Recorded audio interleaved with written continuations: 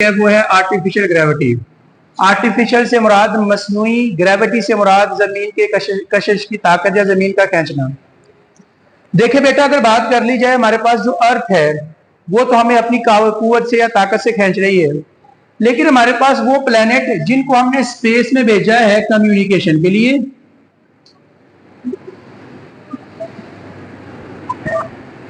GPS के लिए, positioning system, जैसे हम मोबाइल ऑन करते हैं अपनी लोकेशन ऑन करने के लिए, या हमने भेजा है उनको एक्सपेरिमेंटेशन के लिए, स्पेस में तजुर्बात करने के लिए,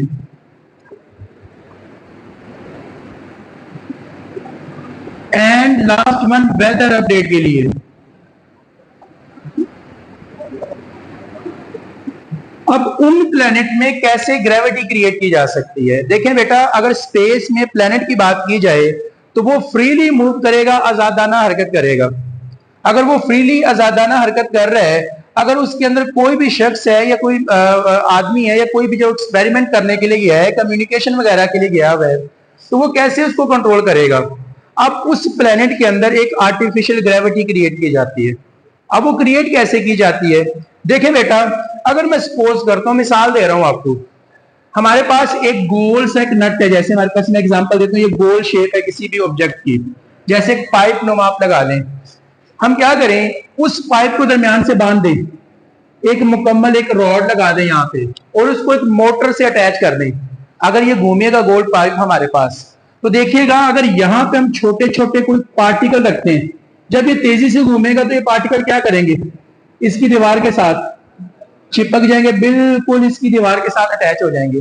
जैसे मैं एग्जांपल देता हूं ना, कि अगर यहाँ पे वो मौजूद है और ये तेजी से घूम रहा है, तो ये पार्टिकल इसके साथ मजबूती से अटक जाएंगे। बिल्कुल इसी तरह ये ख्याल पेश किया गया कि अगर हमारे पास स्पेस में एक प्लेनेट हो, जैसे आपकी बुक में फिगर बनी हुई है 120 पेज पे, साइड पे एक गोल से एक शेप बनी हुई है, और उसमें हमारे पास एक रॉड यहाँ पे लगी हुई है, और उसके ऐसे 3 पोर्शन है। अब ये बताया गया कि अगर ये तेजी से रोटेट करेगा तो पार्टिकल इसकी वॉल के साथ अटैच हो जाएंगे, और इसकी वॉल पे ये आउटवर्ड फोर्स लगाएंगे, और किसी भी बॉडी पे जो फोर्स आउटवर्ड लगती है उसे कहा जाता है सेंट्रीफ्यूगल फोर्स। हम इस मसनूई सेंट्रीफ्यूगल फोर्स को फोर्स ऑफ ग्रेविटी कहेंगे, जो आर्टिफिशियल ग्रेविटी होगी। कौन सी होगी बेटा? आर्टिफिशियल। देखे ना, ये ऑब्जेक्ट पे आउटवर्ड फोर्स लगाएगा और ये वॉल उसको रोक के रखेगी इस सेंट्रीफ्यूगल फोर्स को। यहां तक किसी बच्चे ने कुछ पूछना तो बेटा पूछ सकते हैं। देखें बेटा, हम क्या करते हैं, हम आर्टिफिशियल ग्रेविटी तो क्रिएट कर लेते हैं। अब उसके लिए हमारे पास मैथमेटिकल पोर्शन होना जरूरी है, हमें अंदाजा हो कि आर्टिफिशियल ग्रेविटी कैसे क्रिएट की जा सकती है। और बड़ी इंटरेस्टिंग बात यह है, जो आर्टिफिशियल ग्रेविटी जो हम यहाँ डिस्कस कर रहे हैं, आज तक ये इंप्लीमेंट हुई नहीं है। उसकी बहुत सारी वजूहात हैं। पहली वजह यह है कि हमारी बॉडी के अंदर, हमारे कान के अंदर एक लिक्विड होता है जो हमें मेंटेन करके रखता है। अगर हम इस आर्टिफिशियल ग्रेविटी को क्रिएट कर लेंगे तो सबसे ज्यादा जरूरी यह है कि यहाँ पे हमारे पास इस आर्टिफिशियल प्लेनेट की स्पीड उतनी ही होनी चाहिए जितनी स्पीड हमारी अर्थ की है। अगर हम अर्थ के इक्वल इसकी स्पीड क्रिएट भी कर लेते हैं तो कम से कम इसका रेडियस भी अर्थ के इक्वल होना चाहिए, जो काफी बड़ा होना होगा। इस वजह से ये सिर्फ हम रीडिंग कर रहे हैं, आज तक ये इंप्लीमेंट नहीं हो सका। ये सिर्फ रीडिंग की हद तक दुरुस्त है। तो आपने कभी मूवीज देखी हो ना, तो उसमें देखा होगा वो प्लेनेट, बड़ा सा प्लेनेट होता है, वो घूम रहा होता है। ये आर्टिफिशियल ग्रेविटी क्रिएट करने की मिसाल है, जो सेंट्रीफ्यूगल फोर्स के इक्वल है। तो हम क्या करेंगे, हम कहते हैं फर्ज कर लो हमारे पास एक आर्टिफिशियल प्लेनेट है, ये आर्टिफिशियल प्लेनेट है, और उस आर्टिफिशियल प्लेनेट का जो रेडियस है वो आर है। चूंकि ये सर्कुलर पाथ में रोटेट कर रहा है, मैंने अभी बताया सर्कुलर पाथ कौन सी फोर्स क्रिएट करेगा, सेंट्रीफ्यूगल फोर्स क्रिएट करेगा। जब ये सर्कुलर पाथ में रोटेट करेगा तो जिस स्पीड से सर्कुलर पाथ में रोटेट करेगा वो ओमेगा होगी।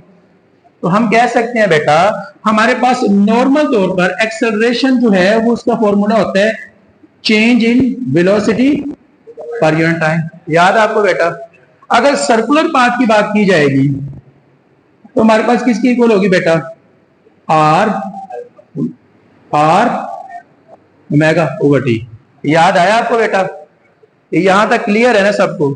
अब इसी को हम मद्देनजर रख के देखेंगे, अगर बॉडी हमने पढ़ा हुआ न्यूटन थर्ड लॉ के अकॉर्डिंग, क्या पढ़ा बेटा, एक्शन और रिएक्शन आपस में क्या होते हैं बेटा, इक्वल, बट उनकी डायरेक्शन क्या होती है, ऑपोजिट होती है। आप बताएं सेंट्रीफ्यूगल फोर्स किसका ऑपोजिट है, सेंट्रीपेटल फोर्स का, और सेंट्रीपेटल फोर्स की एक्सेलरेशन किसके इक्वल है बेटा, A C B square over A C B square over R.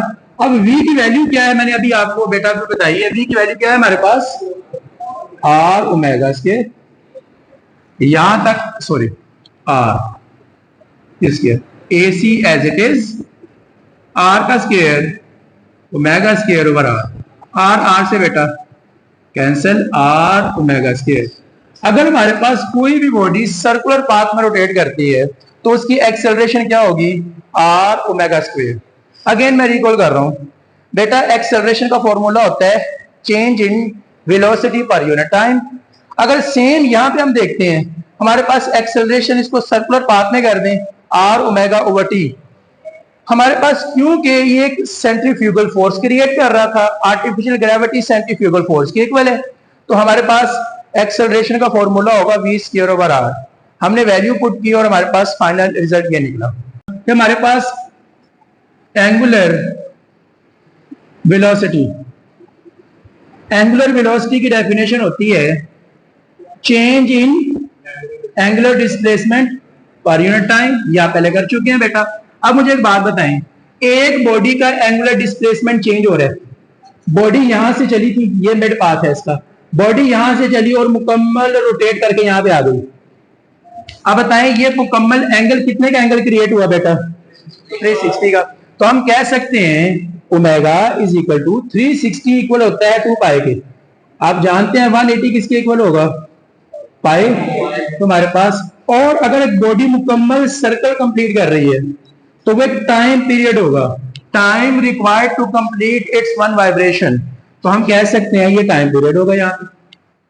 अब इस वैल्यू को आप पुट कर दें बेटा इक्वेशन 1 में, पुट इन इक्वेशन 1, तो हमारे पास क्या होगा, A C as it is, R as it is, और ओमेगा की जगह पे 2 pi over capital T square, A C as it is, R 4 pi square over T square.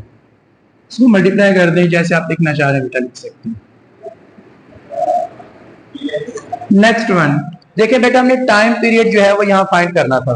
अगर हम दोनों को रिप्लेस कर दें तो हम लिख सकते हैं T square R multiply 4 pi square over A सी।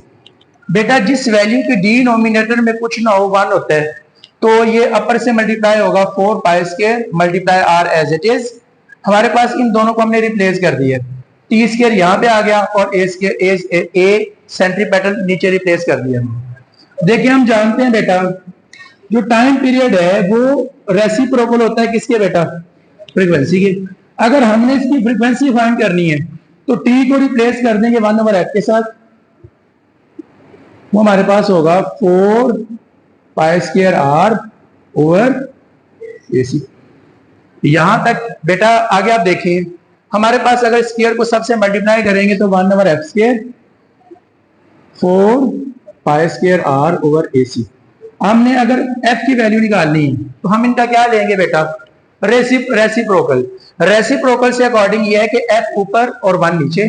अगर लेफ्ट हैंड साइड का रेसिप्रोकल लेंगे तो राइट हैंड साइड का भी लेंगे हम, ये भी ऊपर चली जाएगी और ये वैल्यू नीचे, तो हम लिख सकते हैं F square A C 4 pi square R. अब स्क्वायर को अगर आपने डी जो है वो मिनिमाइज करना बाय टेकिंग